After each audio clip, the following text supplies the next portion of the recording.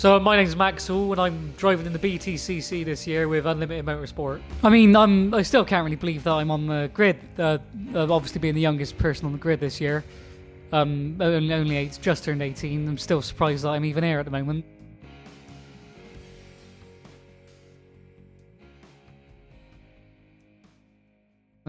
Usually, if I don't really know the track that well, I go to Kokoro Performance on the sim and get a day's training there, which I think really helps out when I don't really know the track that well. I did that this week for this round. I only really do it if I don't know the track that well. I think it's good for learning the track, but it's different to the real thing. In the week, I just try and eat as much protein as possible, really, because I quite like going to the gym and that.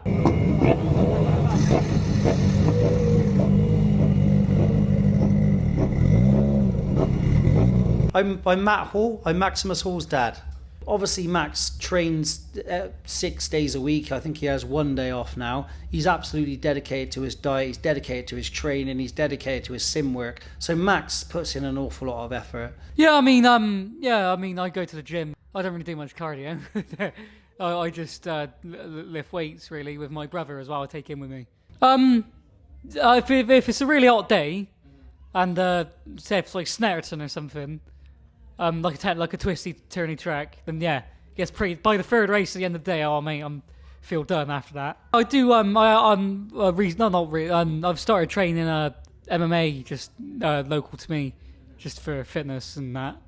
My dad got me into it. He used to do stuff like that when he was like my age, and now so I went before and quite enjoyed it, so just carried on. And then after Max, me and my brother Dan Hall. We've spent, just in the last 2 weeks, we've spent every single night after work working on the car. My brother actually in the daytime as well.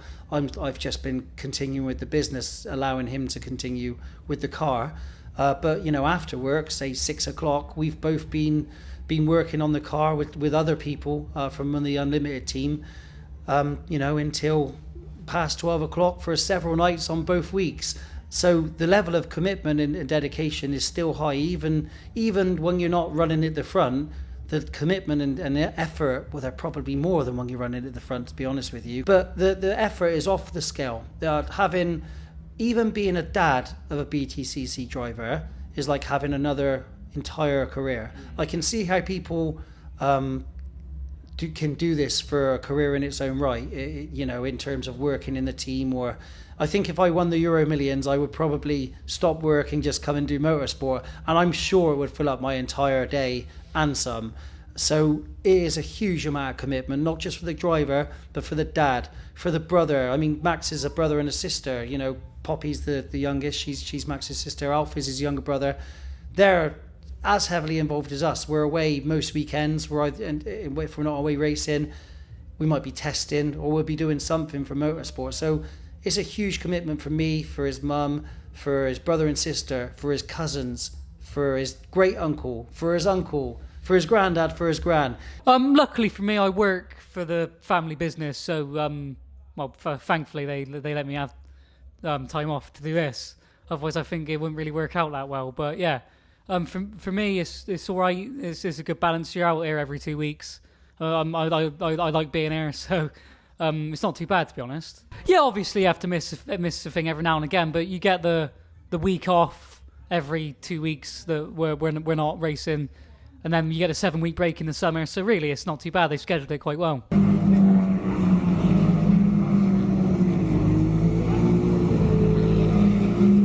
I mean, so. My dad and my uncle, obviously, they help out a lot with the preparation of the car, and obviously they were racing themselves when they were my age, so they can help me out like that.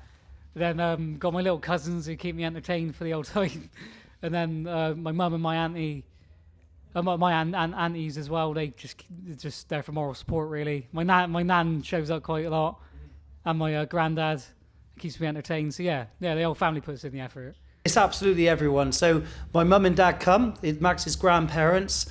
My brother is heavily involved in building Max's car and preparing it, etc. through the week.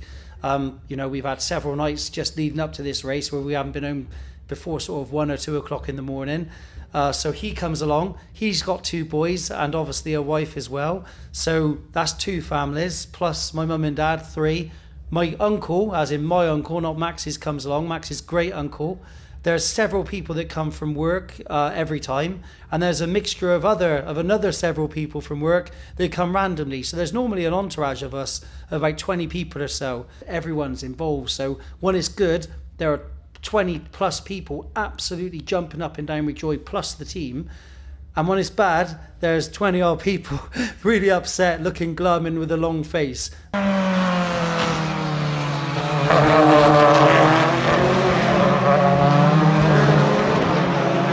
Hello, my name is Rahil. I'm the Director of Marketing and Communications for Unlimited Motorsport. So you've worked with Max for a little while now, sort of getting to sort of halfway point of the season. Did you know Max before coming into this season, and what's that process been like working for him, or with him, sorry, for the first time? So I'd seen him racing in the minis because obviously it's a part of the same paddock, but I didn't know him personally. First time I met him was at his test back in just after the season ended. Spoke to him very briefly, and then once he signed, I saw him again at Autosport International. Spent 4 days with him and his family, dealing with all the interviews, but also getting to know him and what his goals are for the 2025 season. But yeah, he's been great to work with. You're working with Max a lot, obviously, this year, being in the team. So you spend a lot of time with him. What sets him aside compared to other drivers, would you say? What are his strongest qualities? So two things. Number one, I think that it's his lack of care for what others think. And I'll elaborate on that. When I say what others think, I don't mean criticism. But people that say, oh, you're too young to do this, or lack of experience, you shouldn't be here, he doesn't care. I think that Max knows his strengths, and he's got a lot of confidence in himself. But also, whenever something does go wrong, he's got that maturity in order to recognise that and move forward. Every single driver on the grid will have an entourage of family or friends that support them, because if you don't have that, you'll struggle even more. It really is an incredibly hard sport to be in, and you need support. So I think a lot of people have their families involved. Maybe not as many as we have. Maybe not such a big entourage as what we have. But yeah, an incredible amount of effort. As much effort as you would put into your career, probably more. Max is very fortunate to have not just confidence in himself, but also a very strong support network with him, but in terms of family at every single race.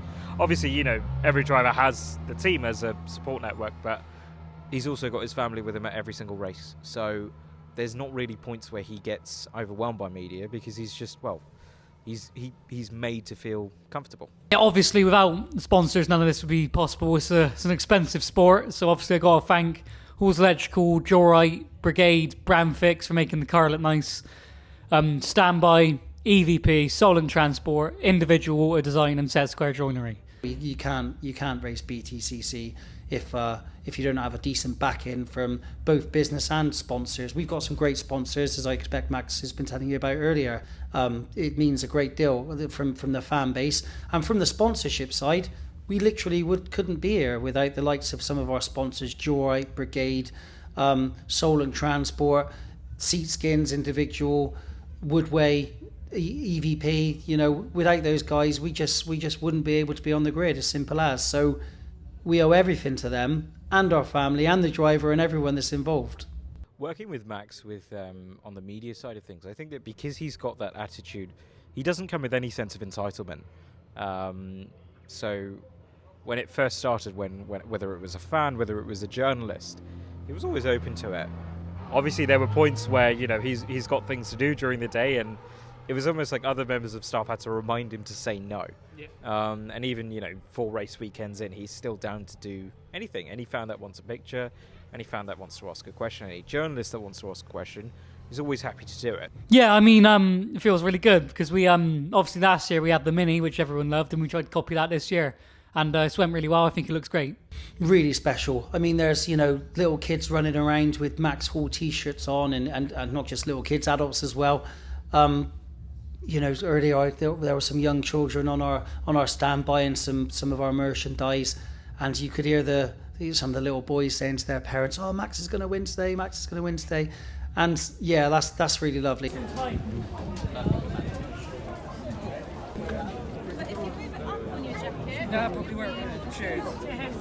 When Max is sort of trying to go to the toilet or just walking along, and someone stops him for an autograph, that is still a little bit surreal, to be honest with you. So it hasn't quite sunk in yet. No. Honestly, I think that this is only my second season with the team, but when you have a driver that is so enthusiastic, both on and off track, it motivates everyone in the team. Because look, motorsport is a fun industry to work in. You know that, I know that, but there are tough times.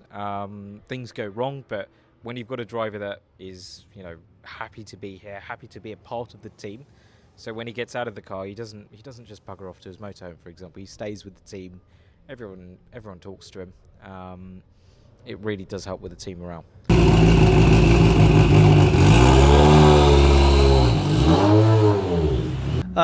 When Jake Hill's dad did a video recently on how Jake Hill got there, I watched that, and yeah, like you said, me and Max were watching it together, and we're aspiring to be, people like them. And any dad that's been involved in any level of motorsport, doesn't have to be Btcc. There are many kart racing dads, saxo racing dads, mini racing dads that would have been through the ringer just as much as their son.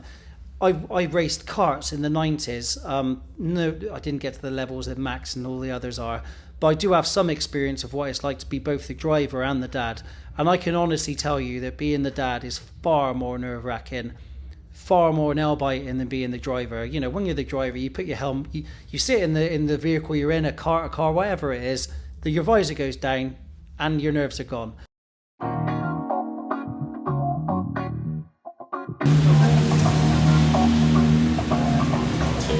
Yeah, I feel really excited. I'm just excited to get back in the car, obviously, after qualifying.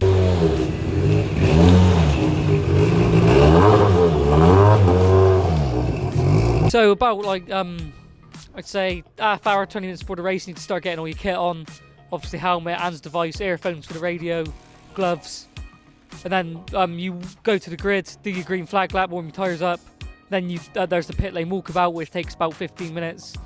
And then that's when the green flag happens, then you go.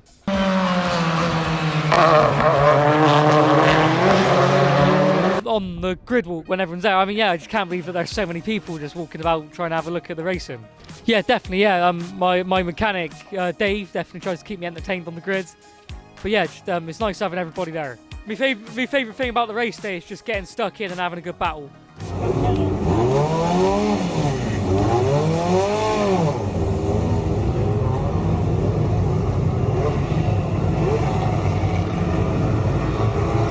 Hopefully by the end of the season we're like, yeah, we've done the best we could. Obviously I really want to win the Btcc, but that's going to be years and years of improvement. So yeah, just want to be here for as long as possible.